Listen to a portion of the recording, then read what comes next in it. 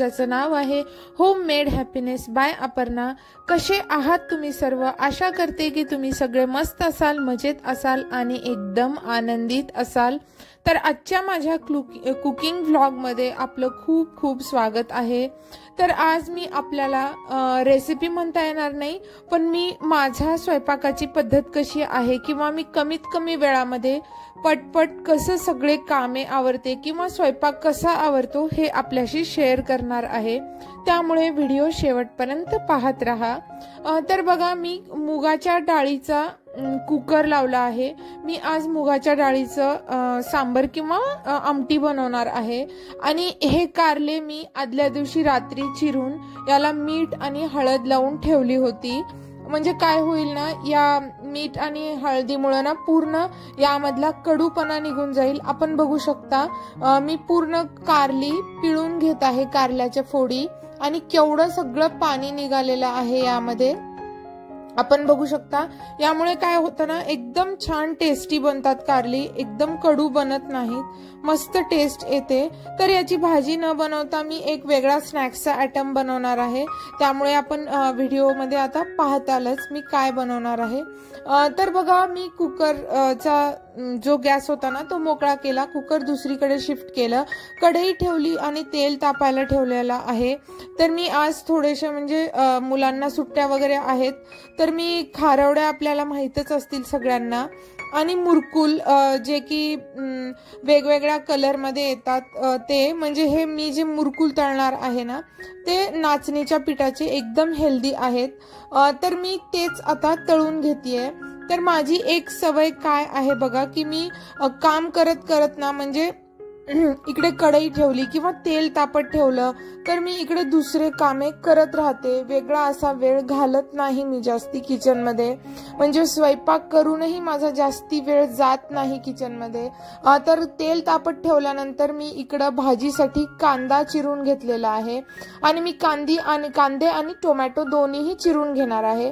तर मी 3 ते 4 टोमॅटो घेतलेले आहेत, आणि आज मी ना मसुरीच्या डाळीची रस्सा भाजी बनवणार आहे। मसुरीची डाळ एकदम हेल्थसाठी तर छान असतेच, त्यामध्ये भरपूर प्रोटीन्स असतात। पण ना या उन्हाळ्यामध्ये भाज्या त्याच खाऊन कंटाळा येतो भरपूर, तर अशा वेगळ्या काही भाज्या खाल्ल्या ना तर खूप छान वाटतं। आणि अशा पारंपरिक भाज्या जर मुलांनाही आपण इंट्रोड्यूस केला तर त्यांनाही त्याची माहिती होते किंवा त्यांनाही सवय लागते खाण्याची। तर इकडे बघा, जे कारले होते ना, जे मी त्याच्यातलं पाणी सगळं पिळून काढलेलं, ते कारले मी आता तळायला टाकलेले आहेत त्याच सेम कढईमध्ये। आणि इकडं मी रॉ मँगो म्हणजे कच्चा जो आंबा असतो तो चिरून घेतेय, याची मी चटणी बनवणार आहे आंब्या कांद्याची। तर हे सीझन आहे बघा आंब्याचं, कच्च्या आंब्याचं, तर याच सीझन मध्ये आपण फक्त कच्चा आंबा मिळू शकतो, नंतर आपल्याला मिळत नाही। आणि ही तर चटणी सगळ्यांनाच आवडते जवळपास, खूप छान टेस्टी लागते। तुम्ही माझ्या पद्धतीने एकदा नक्की करून बघा। तर कारले तळेपर्यंत ना दुनियाभरची सगळी कामे करून होतील, त्यामुळे मी भाजीची तयारी करून घेतली आणि चटणीची तयारी करून घेतली। चटणीची फोडी मी आंब्याच्या करून मिक्सरच्या पॉट मध्ये तयार ठेवल्या आहेत। आणि बघा, माझं शेवटचं म्हणजे कारलं हे तळण्याचं चाललेलं आहे।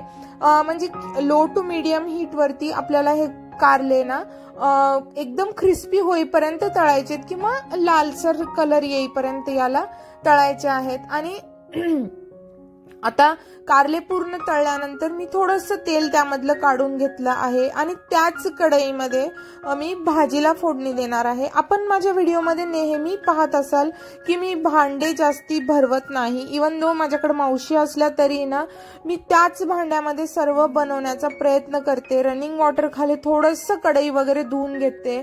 मग काय केलं ना, कांदे तांबूस रंगावरती परतल्यानंतर मी चिरून घेतलेले टोमॅटो त्यामध्ये टाकलेले आहेत, आणि टोमॅटो शिजायला भरपूर वेळ लागतो। तर तोपर्यंत ना मी हे कारल्याचं जे काही चाट बनवणार आहे त्यामध्ये लाल मिरची पावडर टाकलेला आहे आणि थोडंसं मीठ टाकलेलं आहे, कारण की आपण मीठ आणि हळद अगोदरच लावलं होतं कारल्याला, त्यामुळे मीठ टाकण्याची जास्ती गरज नाही। आणि शेंगाचं पावडर मी यावरती टाकलेलं आहे आणि व्यवस्थित मिक्स करून घेतलेलं आहे। आपण ही भाजी नाही तरी आपण एक एक कारलं ना सलाड सारखं खाऊ शकतो। एवढं छान असतं हेल्थला कारलं। आपल्या सगळ्यांना कारल्याचे बेनिफिट्स तर माहिती आहेतच। तर इकडे बघा टोमॅटो पण एकदम व्यवस्थित मऊ शिजलेले आहेत, म्हणजे भरपूर वेळ लागतो टोमॅटो शिजायला। त्यामुळे ना मी शक्यतो काय करते, टोमॅटो शिजत ठेवून ना इकडे माझे भरपूर कामे म्हणजे आवरण्याचं असो, आणि माझी एक सवय आहे की मी स्वयंपाक करता करताना किचनचा ओटाही लगेचच आवरून टाकत असते। तर टोमॅटो एकदम व्यवस्थित मऊ झाल्यानंतर त्यामध्ये मी भिजत घातलेली मसुरीची डाळ टाकलेली आहे। मी मसुरीची डाळ आणि मुगाची डाळ सकाळीच भिजत घातलेली होती, त्यामुळे ना लवकर शिजतात डाळी, जास्ती वेळ लागत नाही, म्हणजे आपला तेवढाच गॅसही वाचतो।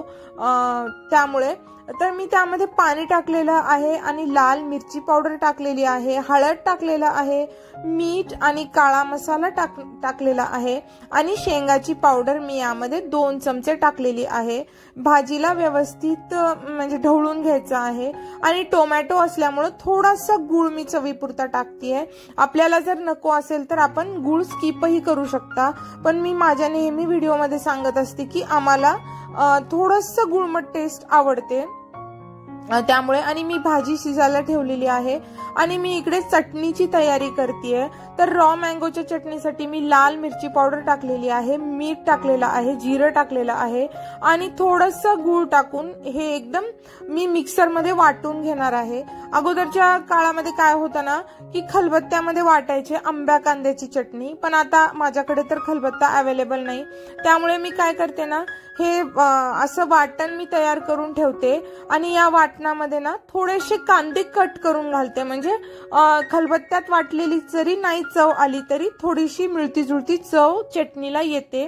आणि उरलेलं जे चटणीचं आहे ना ते मी एका दुसऱ्या म्हणजे कंटेनर मध्ये काढून ठेवते, आणि 2 चमचे मी येथे चटणी घेतलेली आहे, म्हणजे आंब्याची चटणी, आणि त्यामध्ये मी 2 कांदे चिरून टाकणार आहे, आणि उरलेली चटणी मी काढून ठेवलेली आहे। काय होतं ना कांद्यामुळे चटणीला कांद्याचा वास लागतो, आणि 2 ते 3 दिवस चटणी राहत नाही, खराब होते। तर आपल्याला ज्या एका दिवसापुरती चटणी आपण अशा पद्धतीनं कांदे घालून तयार करून घेऊ शकतो। आणि ही उरलेली चटणी ना मी फ्रीज मध्ये ठेवणार आहे, म्हणजे अशी आपण एकदम वर्षभर सुद्धा फ्रीज मध्ये स्टोअर करून ठेवू शकतो, आणि आपल्याला हवं तसं आपण कांदे घालून याचा म्हणजे टेस्ट घेऊ शकतो। भाजी शिजलेली होती तर मी एका कंटेनर मध्ये काढून घेतलेली आहे, आणि त्याच सेम कंटेनर मध्ये ना आता मी वरण म्हणजे सांबर फोडणी टाकणार आहे। साधं सिंपल एकदम मुगाच्या डाळीचं मी आज आमटी बनवणार आहे। त्यासाठी मी काय केलं ना हे जे मिक्सरचं पॉट होतं ज्यामध्ये मी चटणी बनवलेली आहे, तेच मिक्सरच्या पॉट मध्ये मी पाणी घालून ते पाणी विसळून घेऊन त्या ह्याच्यामध्ये टाकते, की काय चटणी भरपूर होती त्या पॉट मध्ये, म्हणजे अडकलेली असतेच ना, तर त्या चटणी कसं थोडंसं आंबा आणि लाल मिरची पावडर असते, जिरं असतं, तर त्याचा स्वादही थोडाफार उतरतो आमटीमध्ये, आणि तेवढंच मिक्सरला लागलेलं वाया होणार नाही, हाच माझा उद्देश असतो। आणि मी आज ना म्हणजे मुगाच्या डाळीची आमटी आहे, तर मुगाच्या डाळीच्या आमटीला ना हिरवी मिरची आणि आलं लसूण याची पेस्ट तयार करून घेणार आहे, आणि ही पेस्ट मी आमटीमध्ये टाकणार आहे। हिरवी मिरचीचीच पेस्ट वापरली ना तर मुगाच्या डाळीला छान होते, आपल्या तुरीच्या डाळीसारखं नसतं। तर बघा कढई मी थोडीशी विसळून घेतलेली होती, आणि त्याच कढईमध्ये मी फोडणी जिऱ्याची करून घेऊन चटणीवरती टाकलेली आहे, त्यामुळे चटणी खूप छान टेस्टी लागते। आणि हे जे कारले तळलेलं तेल होतं ना तेच मी आता वापरतेय, म्हणजे आमटीला असो किंवा कुठल्याही ह्याला असो, म्हणजे तळलेलं तेल आपल्याला नंतर ठेवून नंतर वापरण्याची गरज नाही। तर तेच मी तेल टाकलेलं आहे, त्यामध्ये जिरं टाकलेलं आहे, आणि आलं लसूण हिरवी मिरचीची पेस्ट मी जी वाटून घेतलेली आहे ती यामध्ये टाकलेली आहे, आणि ही आता परतण्यासाठी ठेवणार आहे। आणि आला आहे इकडं स्वानंद, त्याला भूक लागली होती तर केव्हा होईल असं तो विचारत होता, तर ऑलमोस्ट माझं होतच आलेलं होतं। तर हिरवी मिरचीचा म्हणजे रॉ टेस्ट जाईपर्यंत ना कच्चा स्वाद, तर मी काय विचार केला की फूड प्रोसेसर मध्ये कणिक मळून घ्यावी, आणि कणिक मळण्यासाठी मी टाकलेली आहे। आणि इकडं फोडणीमध्ये मी आता हळद आणि मीठ टाकणार आहे आणि त्यानंतर ही जी आमटी आहे म्हणजे डाळ जी शिजून घेतलेली आहे ती मी यामध्ये टाकणार आहे। आज माझ्याकडे कोथिंबीर संपली होती त्यामुळे मी कोथिंबीर वापरली नाही, नाहीतर मला कंटिन्यू कोथिंबीर वापरावीच लागते। आमच्या घरी कोथिंबीर नसेल तर अजिबात जमत नाही, पण आज पूर्णच कोथिंबीर संपली होती। तर बघा मी फोडणीमध्ये डाळ ओतलेली आहे शिजलेली मुगाची आणि एक उकळी आणण्यासाठी मी ठेवणार आहे। तोपर्यंत माझं फूड प्रोसेसर मध्ये पीठही मळून झालेलं आहे। मला ना सांगते मी तुम्हाला, मला कुकिंग खूप आवडते, म्हणजे माझं सगळ्यात जर काही आवडतं काम असेल ना तर ते कुकिंगचं आहे। पण ना कणिक मळायचा खूप कंटाळा येतो, त्यामुळे मला फूड प्रोसेसर खूप बरं वाटतं। तर मी जे डाळीमध्ये ना थोडंसं चिंच आणि गूळ टाकलेलं आहे, मला कंपल्सरी ते टाकावंच लागतं। आणि एका दुसऱ्या कंटेनरमध्ये मी ते काढून घेतलेलं आहे आणि उकळण्यासाठी ठेवलेलं आहे। आणि माझी एक सवय आहे बघा, मी जे काही भांडे रनिंग वॉटर खाली धुवायचे आहेत ना ते लगेचच धुवून घेत असते, म्हणजे जे जास्ती खराब झालेले नसतात। आणि ओटाही मी लगेचच पुसून घेतलेला आहे। आणि मी आता बनवणार आहे चपात्या। तर चपात्या मी बनवून घेतल्यानंतर ना मुले काय म्हणाली, आंब्याचा रस बनव आई। तर मी आज आंब्याचा रस सुद्धा बनवलेला आहे। एक 2 ते 3 ना मी चपात्या बनवून घेतल्या मुलांपुरत्या आणि मी आता बनवणार आहे आंब्याचा रस। तर आंब्याचा रस म्हणजे जसा नेहमी आपण बनवतो मी तसाच बनवते, पण ना मी आंबे चिरून घेऊन त्याचा बनवत असते रस। माझ्या मुलांना ना आंब्याचा रस भयंकर आवडतो, त्यामुळे आता उन्हाळ्याच्या सीझन मध्ये रोजही म्हणाल तर काही हरकत नाही, रोजच आंब्याचा रस बनतच असतो। अतिशय आवडतो मुलांना, त्यामुळे रोज त्यांना पाहिजेच असतं। तर मी काय केलं ना, एक 5-6 आंबे घेतले आणि ते अशा पद्धतीने चिरून घेत आहे। मला असाच पद्धतीने रस केलेला ना आवडतो, म्हणजे मिक्सर मध्ये आपण कसं पारंपरिक आपण आंब्याला मऊ करून घेऊन नंतर बनवत असतो ना, तो रस आमच्या घरी चालत नाही, म्हणजे पूर्ण मिक्सर वरती ब्लेंड करायला पाहिजे। रस एकदम असा म्हणजे घट्ट व्हायला पाहिजे। त्यामध्ये जे आंब्याचे असे केस असतात ना ते अजिबात येता कामा नये।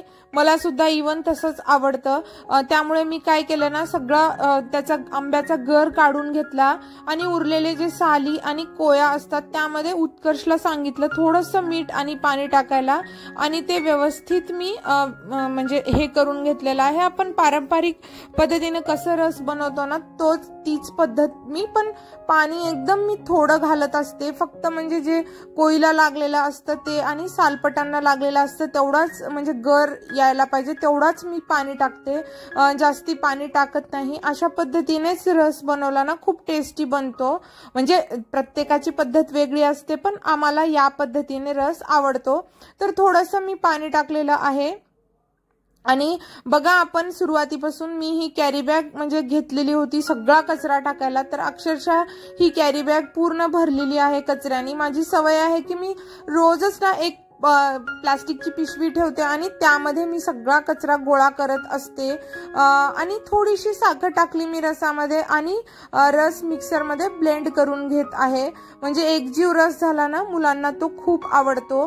तर एका कंटेनर मध्ये काढून घेतलेला आहे आणि थोडंसं मी काय करणार आहे ना, मिक्सरच्या पॉट मध्ये दूध घेणार आहे आणि 1-2 मिनिट मिक्सर चालवणार आहे, म्हणजे जे मिक्सरला लागलेला रस आहे तोही जाईल। आणि मी कंपल्सरी रसामध्ये दूध टाकत असते, त्यामुळे ना ऍसिडिटी वाढत नाही किंवा रस पचण्यासाठी जो असतो ना, रस हलका पचला जातो आपल्या शरीराला, त्यामुळे कंपल्सरी मी दूध टाकत असते रसामध्ये। जास्ती पातळ बनवत नाही मी रस, घट्टसरच बनवते मी, जेणेकरून मुलांना चमचानी वगैरे खायला येईल। आणि थोडा घट्ट असला म्हणजे चांगला लागतो, टेस्टीही. तर बघा मुलांसाठी ताट रेडी केलेलं आहे, भाजी, आंब्याची चटणी आणि मी जे काही मुरकुल आणि खारोड्या तळल्या होत्या आणि चपाती असं दोघांनाही दिलं. पूर्ण चपात्या मी बनवून घेतल्या आणि जे काही भांडे होते ते मी भांडे टाकतेय आणि आता आपल्याला दाखवते आजचा फायनल मेन्यू. तर हे बघा खारोड्या म्हणजे जवळपास सगळ्यांना माहिती असतील, सजगुऱ्याच्या पिठाचे म्हणजे हे बनवलेले असतात. आणि हे ना मुरकुल जे आहेत ना रागीच्या पिठाचे, रागी म्हणजे नाचणी च्या पिठाचे, आणि आंब्याचा रस, आंब्या कांद्याची चटणी आणि तळलेलं कारलं आणि ही मसुरीची एकदम रस्सा भाजी जी की माझी एकदम फेवरेट आहे, आणि मुगाच्या डाळीची आमटी आणि चपात्या. हा असा मी एकदम साधा सिंपल मेन्यू ठेवला आहे. आणि थोडा एक 15-20 मिनिट मी गॅस थंड होईपर्यंत बसली आणि नंतर सगळा गॅस वगैरे धुवून स्वच्छ केला. आपण पाहिलं की खूप सारे भांडे जमलेले होते, ते मी सगळे धुवून घेतलेले आहेत. आणि मुलं घरी असल्यामुळे ना भरपूर कचरा मुले करत आहेत. तर मी आणखी एकदा म्हणजे आता हे 2चं टायमिंग झालेलं असेल, तर मी सगळा कचरा म्हणजे परत एकदा काढून घेतला. आज सकाळी ब्रेकफास्ट केल्यामुळे ना मी थोडासा उशिराच स्वयंपाकाला चालू केलेलं होतं. म्हणजे आमच्या घरी कंपल्सरी ब्रेकफास्ट मला बनवावाच लागतो, एखाद्या दिवशी मी स्किप करत असते. तर पूर्ण मी घर आणखी एकदा स्वच्छ झाडून घेतलं, कारण की भरपूर कचरा झालेला आणि हे सगळं करण्यामध्ये मला भरपूर वेळ गेला. गॅस वगैरे स्वच्छ करणं, स्वयंपाक करणं आणि मुले तर असल्यामुळे कचरा होतच आहे. तर अशा पद्धतीनं माझं सगळं काम झालेलं आहे. जर आपल्याला हा माझा कुकिंगचा व्लॉग आजचा आवडला असेल तर लाईक करा व्हिडिओला, चॅनलला सबस्क्राईब करा, म्हणजे आपल्याला असेच इंटरेस्टिंग व्हिडिओ पाहायला मिळतील. तर भेटूया अशाच इंटरेस्टिंग व्लॉगमध्ये. तोपर्यंत thank you for watching. Bye bye, see you.